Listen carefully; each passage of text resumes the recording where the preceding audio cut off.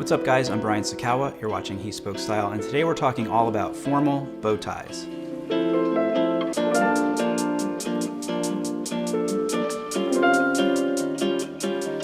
So the first thing we're going to do is to go over the 5 shapes that formal bow ties come in. The big butterfly, the semi-butterfly, straight end, diamond point, and the modified butterfly. Starting off here with the big butterfly. Now this is a shape that makes a statement with its size, and as a result, it's not going to be for everyone. Now as a general rule, the size of your bow tie should be in proportion to your face. So if you've got a narrow face, the big butterfly might not be the best choice for you. It's a shape that works best for wider faces and for guys who like to make a statement. Next up, we have the semi-butterfly. This is going to be your most classic and conservative option. In terms of size, you want to look for one with about a 2 to 2.5 inch width at the ends. The semi-butterfly is a great choice for pretty much everyone, especially if you consider your style to be on the classic or more conservative side. Okay, here we have the straight end. For me, the straight end has a bit of a cool factor to it. It's definitely a classic option, but it still looks modern and sleek. You don't see this one as often, and if you wear it, it will stand out as most people are going to be choosing a butterfly shape. The straight end is a good choice if you have a narrower face or if you consider yourself a traditionalist but like to stand out within that traditional framework. Next is the diamond point, which is the dandiest shape of the bunch. This is actually the shape that James Bond wears at the beginning of Dr. No. Now, if you're going to wear a diamond point, you've got to own it and have the personality to match. And if that sounds like you, the shape is going to be your favorite option. This shape will work best for people with narrower faces and big personalities.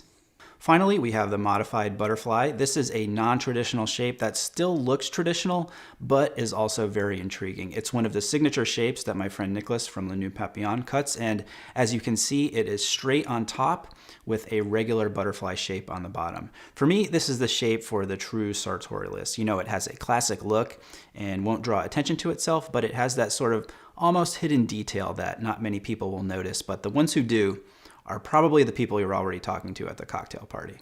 Okay, so those are the 5 shapes. Now let's talk a little bit about fabric, which is very important. So you'll typically see formal bow ties in either satin or grosgrain. Satin bow ties have a smooth appearance. Grosgrain bow ties have a heavier and ribbed appearance. Now, the most important thing to remember when choosing a formal bow tie is that the bow tie fabric should match the lapel fabric. If you have a satin lapel, choose a satin bow tie. And if you have a grosgrain lapel, choose a grosgrain bow tie. Now, a good question is, do the bow tie and lapel fabrics need to match exactly? I'm going to say not really, because unless you're getting a bow tie custom cut in the exact same fabric of your lapels, or your tux and bow tie are from the same brand, like Ralph Lauren, for example, having them match exactly is not really possible. And that's totally fine, because in most cases, they're going to look close enough. Now, what do you do if you have a self-facing lapel, which is a lapel made of the same fabric as the rest of the jacket? In this case, you can choose a bow tie in either satin or grosgrain. My wedding dinner jacket was self-facing, and I wore the same grosgrain bow tie that I wore with my tuxedo during the ceremony. Okay, velvet bow tie. Now, so far as I know, there are no hard and fast rules here, but for me, I think it looks best paired with a velvet jacket.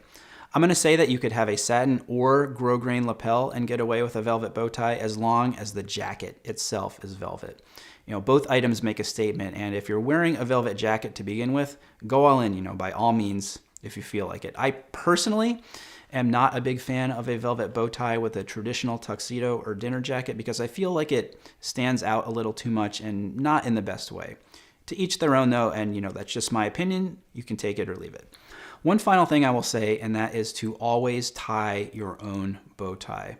A bow tie should not look perfect. In fact, one of the things that I think looks absolutely terrible is when you see one of those pre-tied department store bow ties. I understand the urge to want everything with the tuxedo to be perfect. If you watched my wedding tuxedo video, I talk a lot about how I wanted everything to be perfect, but there's a difference between making the perfect choices versus things looking too perfect. What really needs to happen, especially with the bow tie, is that it needs to be perfectly imperfect, if that makes any sense.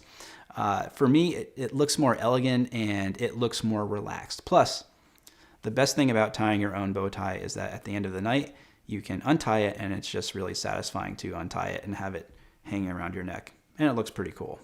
So finally, remember that whether you're choosing a big butterfly, a semi-butterfly, straight end, diamond point, or modified butterfly shape, that the bow tie you choose should work with both your face shape and your personality.